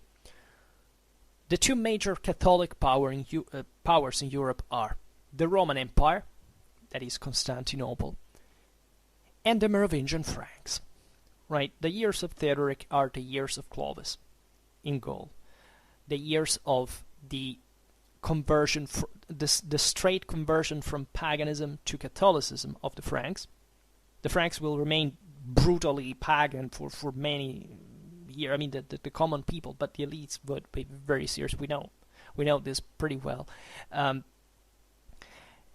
But Clovis, at least, understands perfectly well that if he wants to rule Gaul, he needs the Gallo-Roman elites, and he converts straight away, that were very Christianized at this point, had developed its great importance, especially around the main episcopal centers of France and so on. So even the Merovingian monarchy is founded, we talked about it often, on this mystics of monarchy, on the support of the church to the monarchy, which in Merovingian Francia reaches the apex ever. In Italy, this didn't quite happen because because Theodoric was respected in his being an Arian, because after all, he was an emanation of Constantinople, in its legitimization, in the fact that they were peoples that was difficult to cope with at some point, because they came straight from the barbaric, and they had their own dignity, they had their own sense of themselves in the international arena,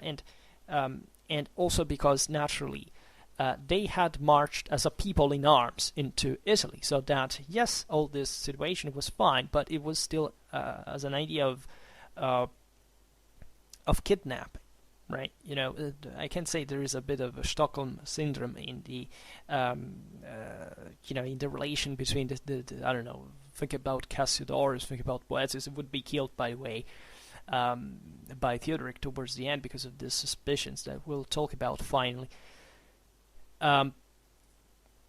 But there was an idea that exactly because the Romans were split from the Germans, as we've seen in Italy, that the Germans, as far as they were concerned, they could be Arians after all. What Clovis did in Gaul was different, because he literally reshaped the Franks that were a dramatically, you know, non-centralized people. I mean, there wasn't a unique ruler. Clovis literally fought his entire life to massacre everybody who stood in front of him. So he literally recreates something out of scratch without needing the support of this other nobility, or at least, you know, maintaining it under its control, and very ferociously, by the way. And therefore he redesigns the Frankish people under the Merovingian dynasty. That is also a Catholic thing altogether. They were Catholic, right? And being Catholic in the relation Arians Catholics was meant really to be strongly Roman in political horizons. Clovis, of course, was no more Roman than Theodoric was. Remember what we talked about before, the idea of what does it mean to be an ethnic whatever, Roman or German, right, at that time.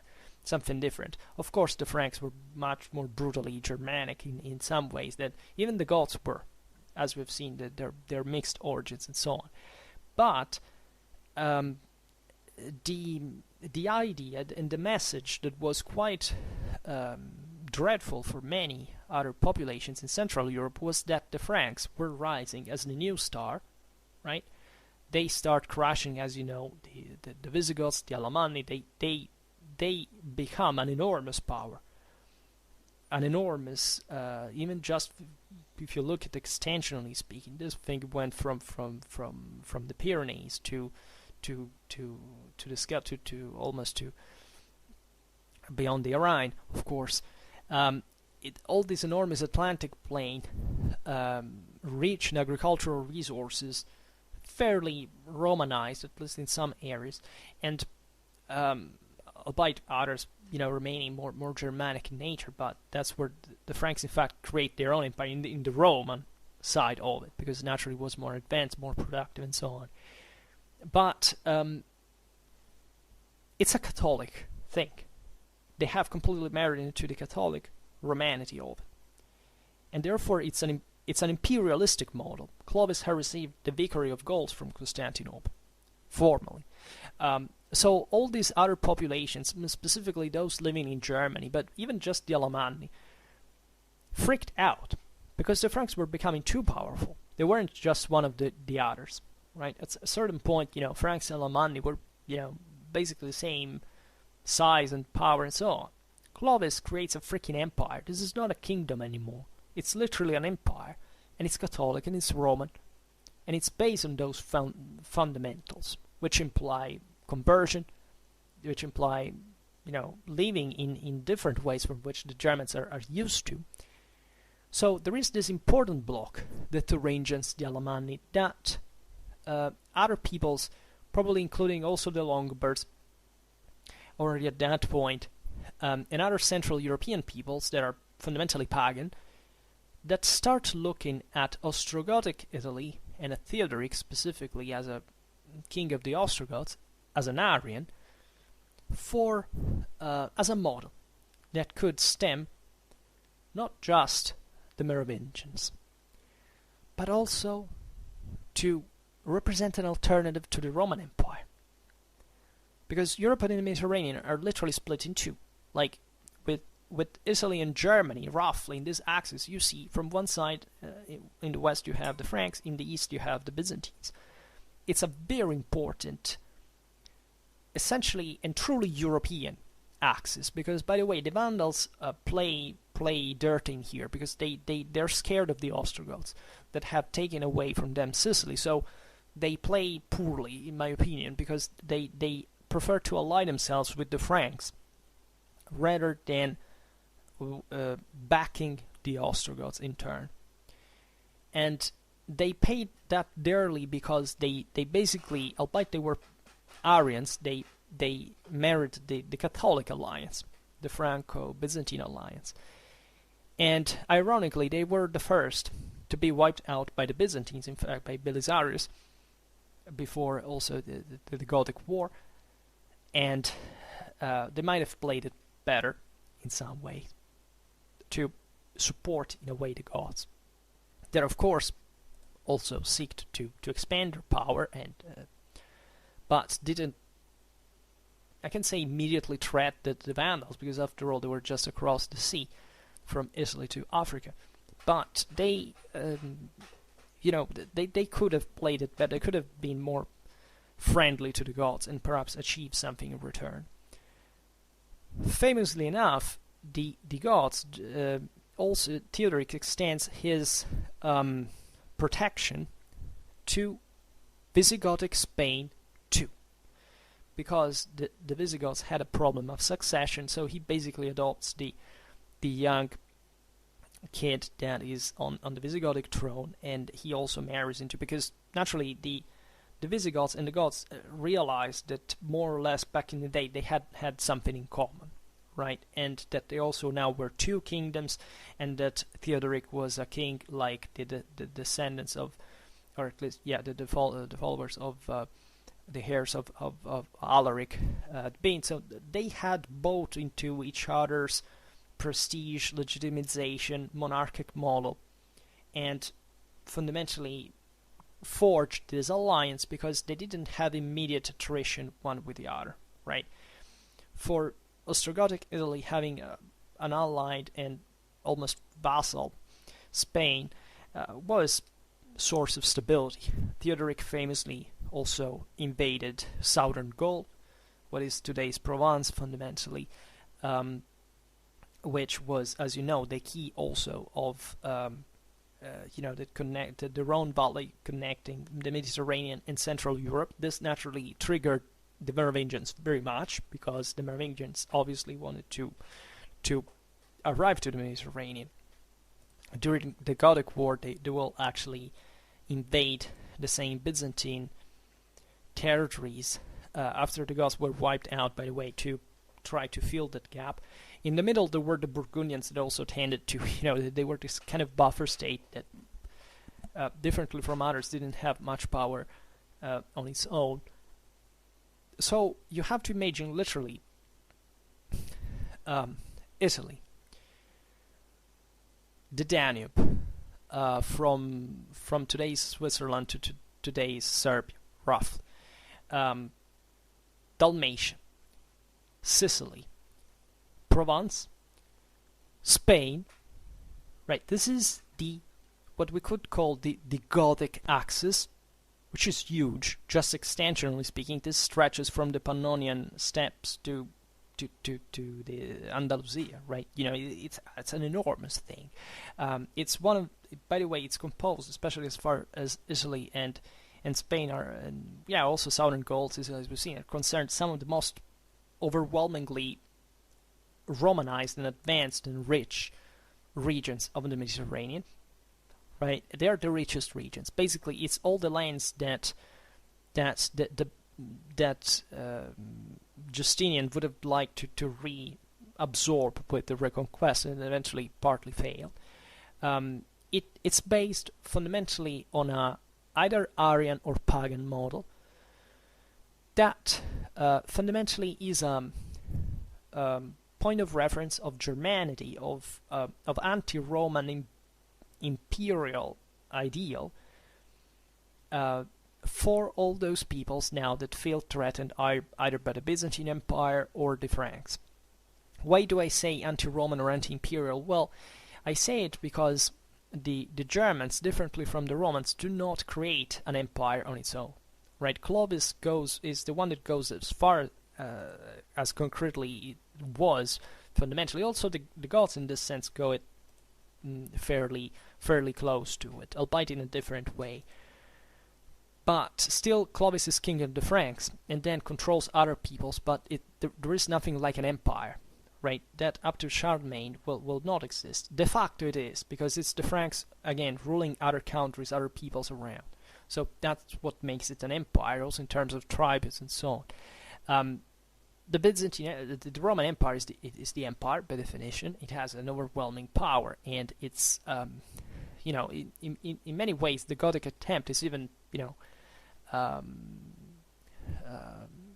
bit defensivistic in nature. It's not that they have enough power to really counter the Roman. In fact, look at what happened during the Gothic War. They have this thorn in the side also of this fiction, of this idea that they are there on behalf of Constantinople, but they basically would like to rule it there by themselves, but there is the senatorial elite, so it's complicated, and this definitely didn't help them eventually during the Gothic War, as we know, because that emerged exactly because of the perceived weakness of the Goths that objectively at that point had achieved for internal reasons that we will see maybe another time, or maybe today, even briefly.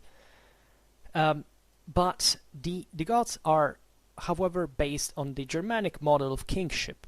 That is to say, it was already a big deal if they had accomplished to have a monarchy. You can imagine an empire. So the idea is that the Germans respect the existence of other polities, ideally. At least the Goths, let's say, better respect, because look at what the Franks did, And they do not want... they're basically a wedge, right? The other peoples, but it's not that the Thuringians necessarily had much in common with the Goths or liked them particularly much.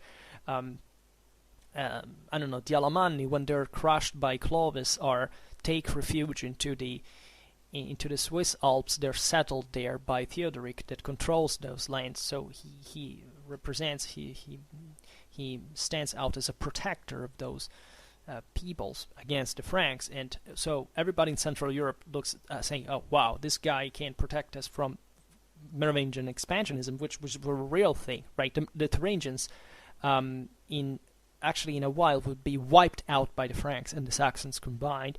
Eventually, the Merovingians, as you know, with the collapse of the Gothic system, will expand along the Danube. They will arrive up to Bavaria. They will enlarge considerably their domain there. So there were a lot of populations that preferred to stay from the Gothic side, right? And they can't do much more than that, right? It's not realistic to believe that even without the Byzantine invasion, the Ostrogoths would have managed, let's say, especially in the immediately following centuries, to expand, right? To go send armies into other areas of Europe and the Mediterranean. Maybe the Vandal Africa, they may have achieved that, but their expansion would have stopped probably to the Romanized lands, right? Invading Central Europe or even Gaul. Why? Right? They would have had problems surely with the Franks on the long run. Surely they would have represented something more imposing, but the Roman Empire is there, so their intrinsic fragility is felt in this broader relation, and it's kind of moving how also the other peoples actually bought into the Gothic experiment, how they bet on it, how they saw it as a last resort. But it was a too unstable system. It was not a real empire. It was based on the idea that there are these ethnicities, like the Goths now, that are there. They're settled initially. That's their core land, and somewhere else there are other peoples, right? The Visigoths are in Spain, the Vandals in Africa, and even if you manage maybe to wipe out one or two,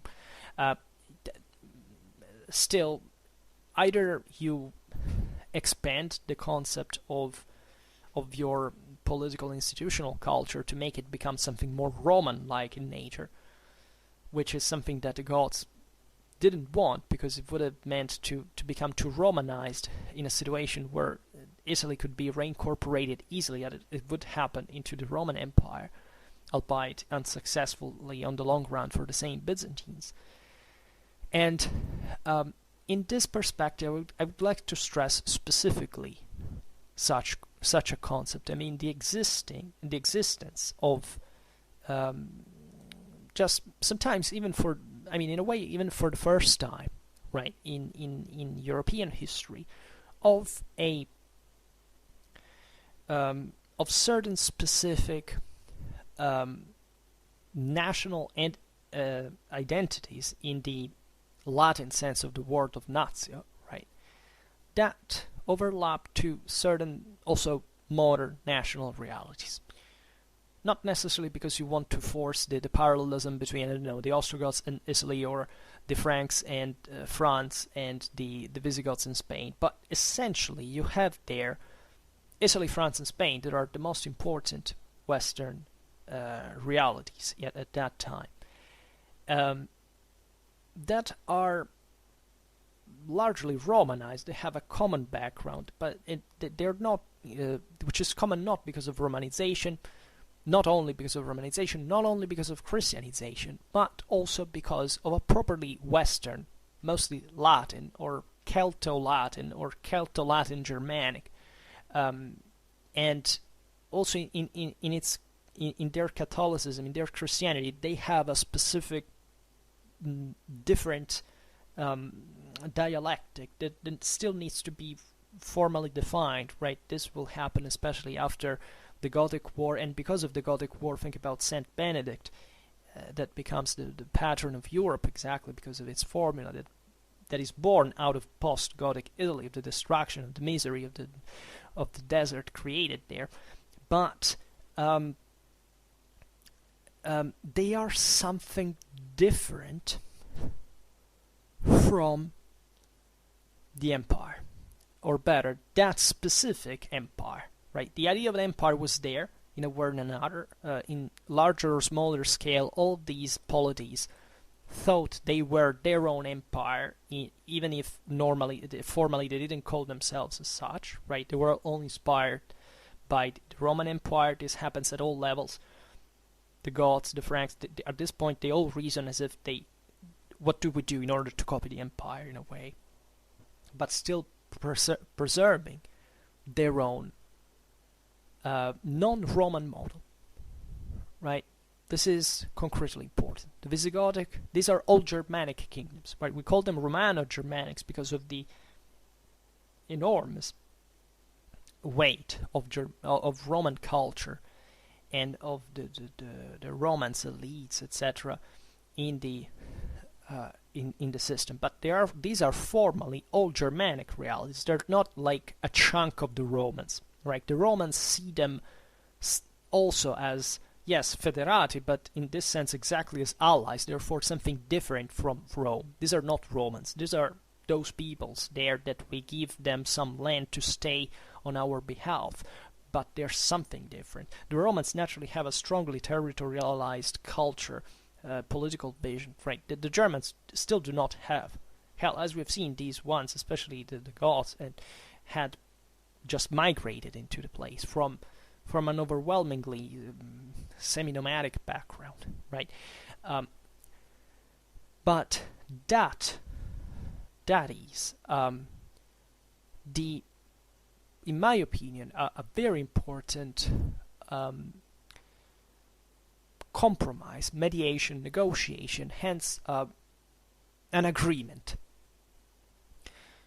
between peoples that accept that a new reality is possible, that there doesn't have necessarily to be the universal empire that dictates to everybody what they are, what they have to do.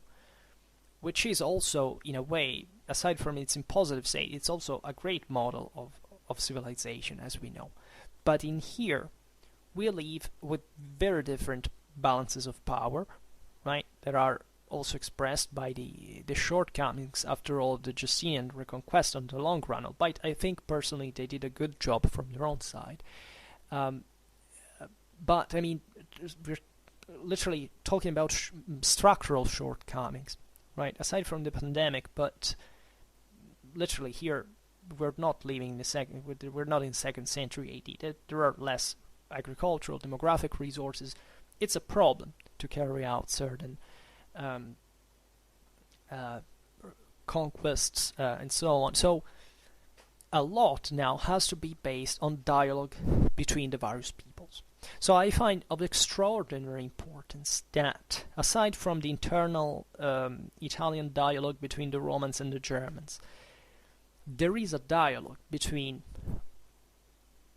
Ostrogothic Italy, that is something, Visigothic Spain, that is something else.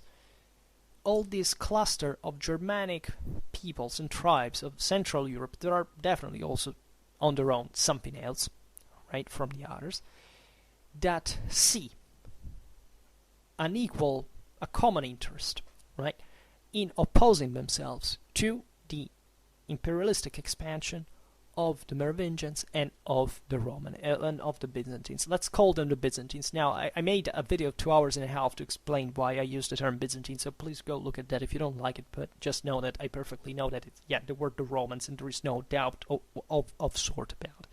But this is, I use Byzantine here to express important phenomena that has to do with that, and it has to do with what even will happen after the Justinian reconquest, that is that the West is starting truly, Western Europe is starting truly to be something else on its own, right?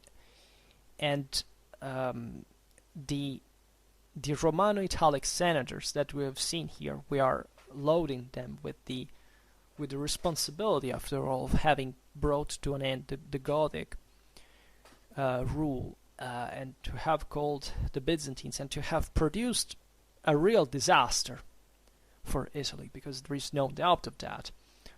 Spain, Gaul, yeah, they had their own times of trouble back in the day. Think about the Vandals, the Huns, etc. But they didn't undergo the destructions that Italy did, right? The only country that is similar is Britain, actually.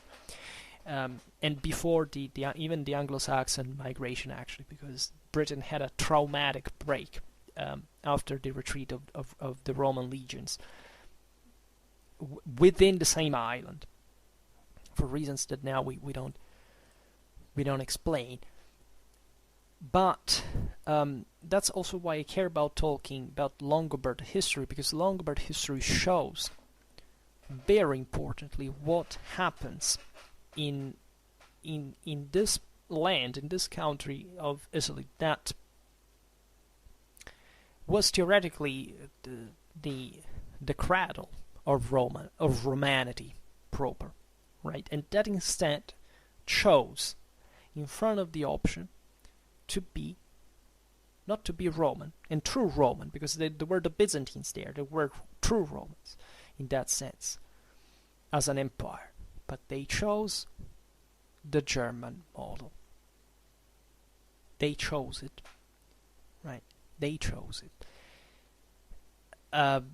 And this is, I know, I realize if you have never heard of these specific stories and the specific perspectives, it sounds a bit confusing, right? Because it's not easy to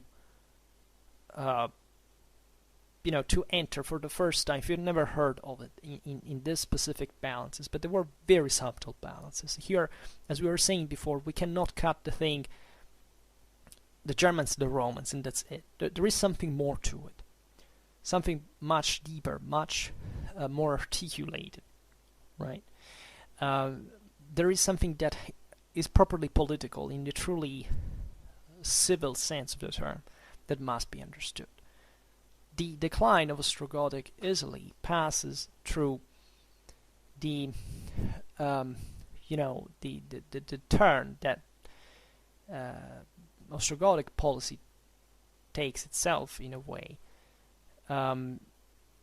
Theodoric in 504, perhaps to reinforce its situation, also because internationally lots of things were happening in the meanwhile, there was this instability, there was this great success of the Franks who were keeping to expand it. They felt pressured. Theodoric invades Pannonia in 504, right?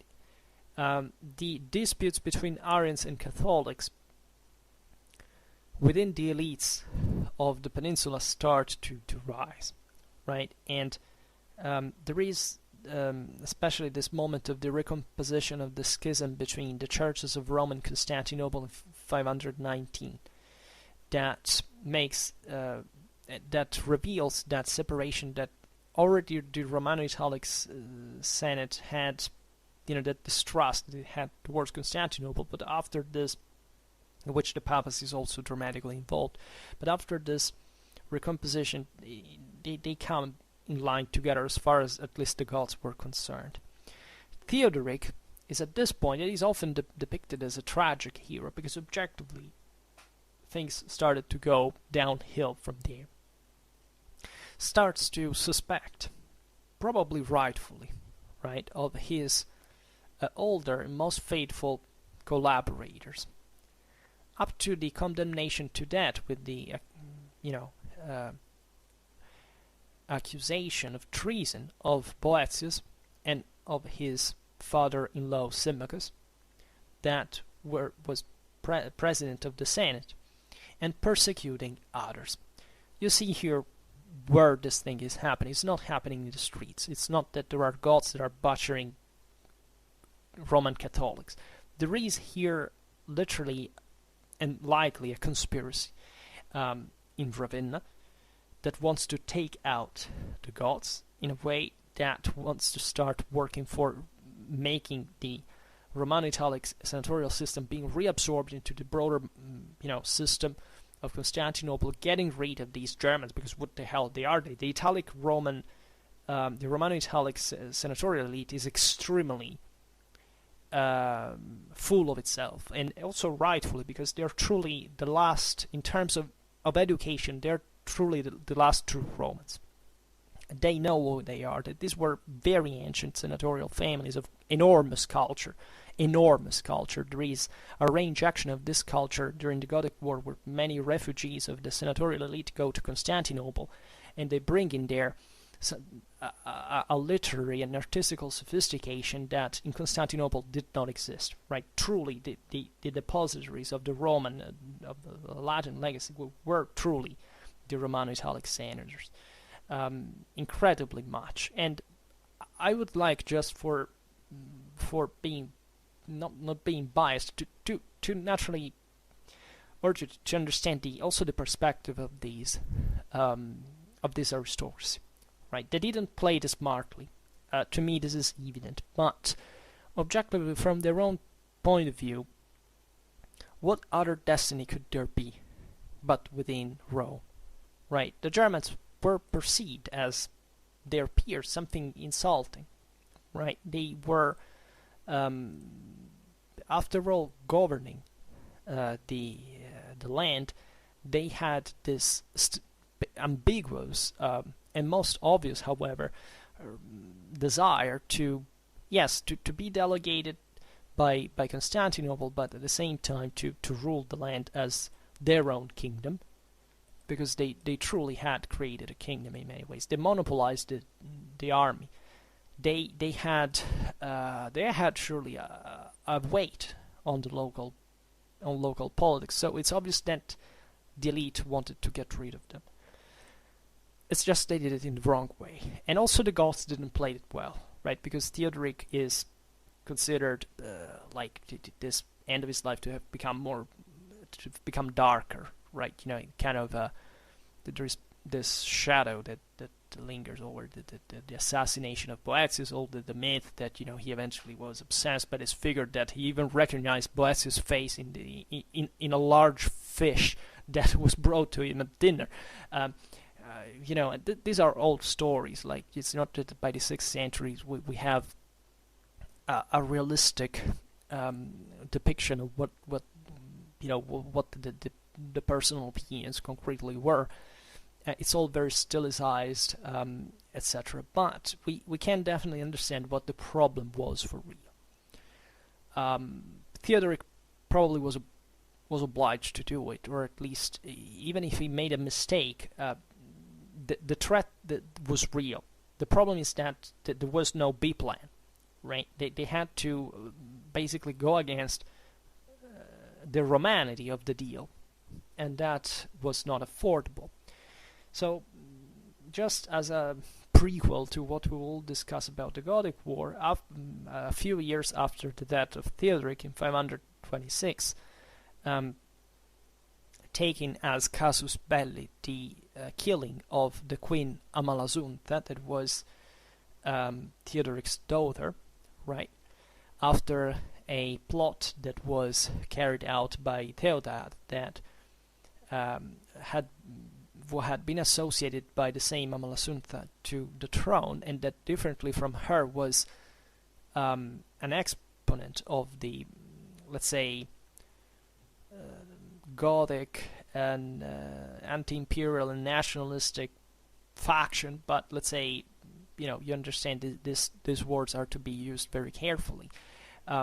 Two Byzantine armies, by order of Emperor Justinian, invaded in 535 the Ostrogothic kingdom, this from Sicily and also Dalmatia, and so this was the beginning of that long war, as we will see at some point, brought Italy into miserable conditions, and by bringing it back temporarily to the Roman Empire, right into what this new reality had been, and things were not happy.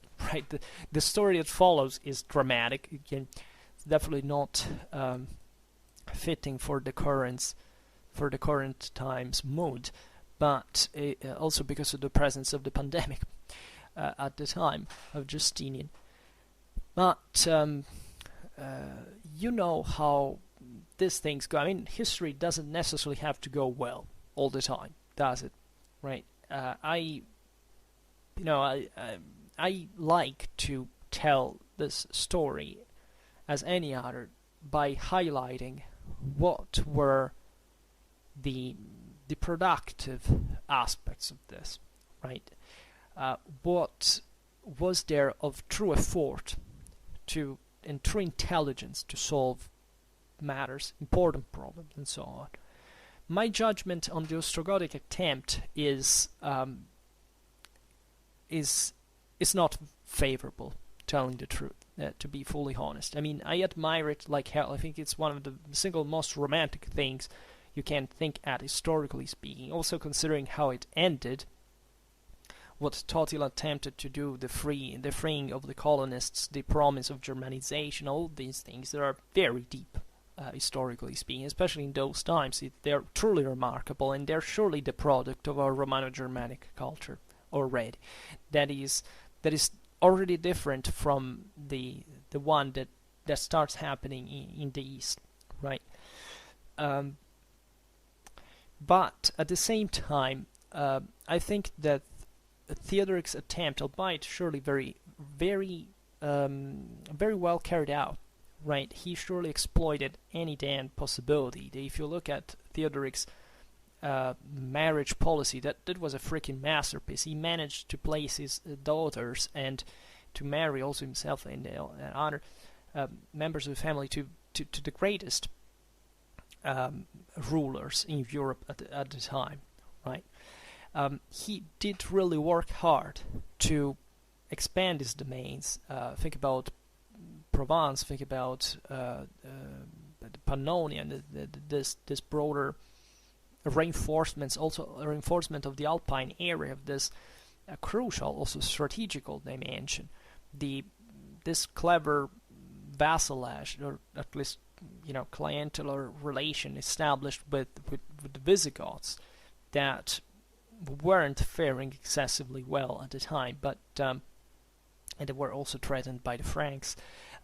So these important concerns that, as you understand, were played on too many fronts, right? On too many fronts, and of the broader Gothic, let's say, political architecture, not much really remained, right? Eventually, during the Gothic War, as we have seen, the Danube was essentially Frankicized.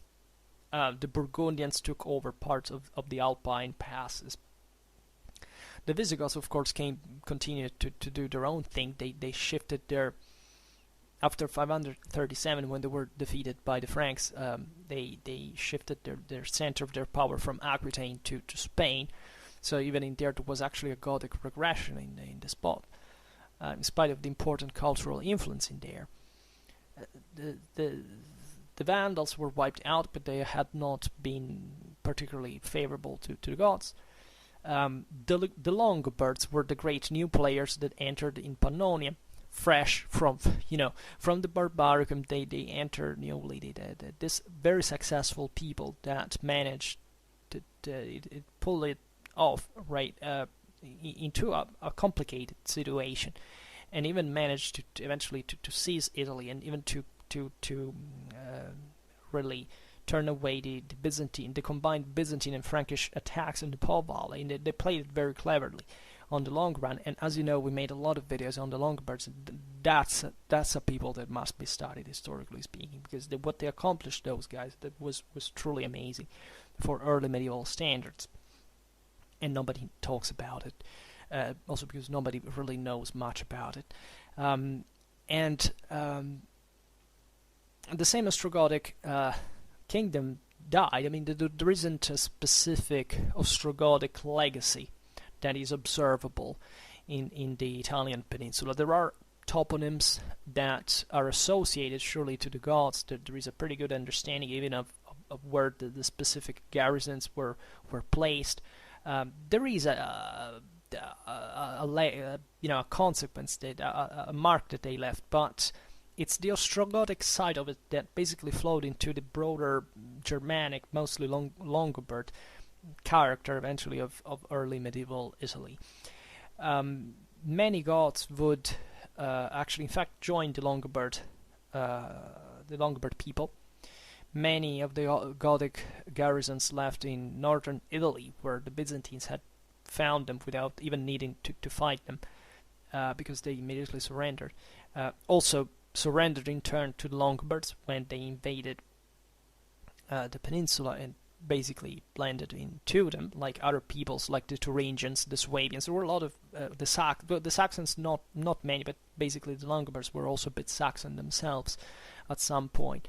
And therefore that specific legacy died. But surely from a political point of view, even from an artistical point of view, I mean, look at Ravenna. You have there some of the finest 6th century monuments you can easily. That's Gothic stuff, right? And the Goths didn't leave anything else as far as just Visigothic Spain is concerned, but in a different way. In the Ostrogoths world, you find the grandeur of this true centrality of this greatness in the memory of their past, of what they had once been, right? In their memory, in what also the Romans flattered them to extend back in the day with these great legions, with these great complements, this militaristic Germanic, the character that was sown over them by great scholars, I think about Cassiodorus. There is truly a sense of that prestige that definitely Theodoric the Great, as it's called, incarnates, right? Think even just in the German epics, Dietrich von Bern, right? This heroic figure that fights Siegfried in the Rosengarten, and that is one of the great heroes of the German epos. So will be Alboin, so will be other protagonists of the migration era that did pass through that world. So just imagine in the Icelandic sagas or in the past, there is still the memory of figures like Theodoric, figures like Alboin, because these were considered great leaders that had accomplished enormous deeds, and we can understand the pride of these people. We can understand the pride of having founded such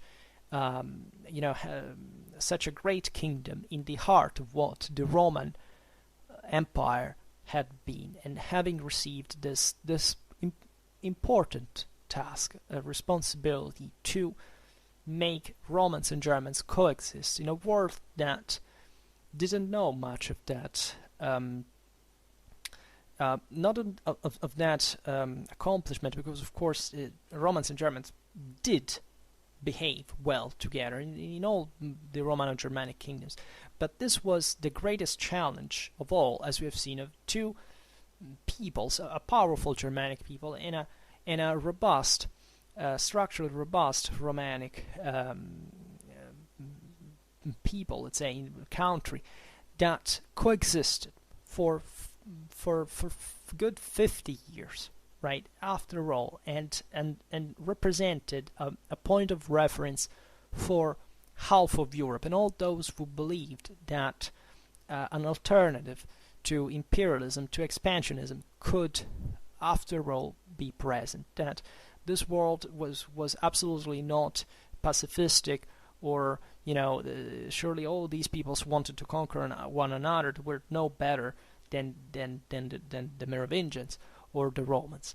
But they realized the importance of the alternative, the importance of living their lives in their own place with their own integrity, their own rules, their own Ostrogothic Italy without invasion would have had its own problems like other Romano-Germanic kingdoms had, but it would have remained Ostrogothic Italy, would have not transformed into something else, right? And this is truly what we need to, or maybe transform over time. We don't know the level of Roman, but without Roman intervention, I mean, if a Gothic rule had remained, there is no reason to believe that it would have changed particularly. And therefore, this opened to another to a greater drama than also in other places had happened in terms of really of the political and civil opportunity that this reality instead had offered, right? It opened to one of the most devastating conflicts in the history of Europe. It opened to destruction, to sufferance, to the changing of a world from its own roots, from its own fundaments. However, it's from the crisis, it's from the crisis of Ostrogothic Italy, from the devastations, from the destructions, that much else was capable of being born. The Benedictine rule that would transform Europe for the millennia to come, the rising preeminence of the papacy, of a figure like Gregory the Great that understood the change that Europe was carrying out, that supported the Benedictine model, the monastic model, that converted the Anglo-Saxons, that created a new center, that created a new point of reference. It was truly a spiritual one for a world that had been a world of iron and blood, right, and that brought in a new sensitivity. And it was the birth also of the Longobard kingdom that so much actually gave eventually to the history of Europe, especially through the after the Carolingian conquest and all the the public achievements, the administration, literature, etc. that was properly imported by the Franks to try to make it function as a truly public culture in a world north of the Alps that objectively had never known that functional reality. And much more than this, because the history of Europe really passes eventually through these lands. It passes through Francia, it passes through Rome, it passes through the Renovatio Imperii, and all of this started in a way because of unfortunately for them, even the defeat, the tragic fall of the Goths that so much represents. Think about Totila, his death on the battlefield. It represents so much and so poetically in a way, in spite of its drama and its blood, the last stand of a Germanic people that truly ended in an heroic, in that tragic destiny of worldview that these peoples had matured in their culture, in their pride, and in their true and finally reachieved identity of greatness, from the kingdom of the steppes to the kingdom of Italy. So for now we stop it here, and I hope that you enjoyed this video. If you did, please share it, otherwise leave a like or subscribe to my channel if you're interested in my upcoming contents. And for now, I thank you heartily for listening to me. I wish you a nice time and see you next time. Bye.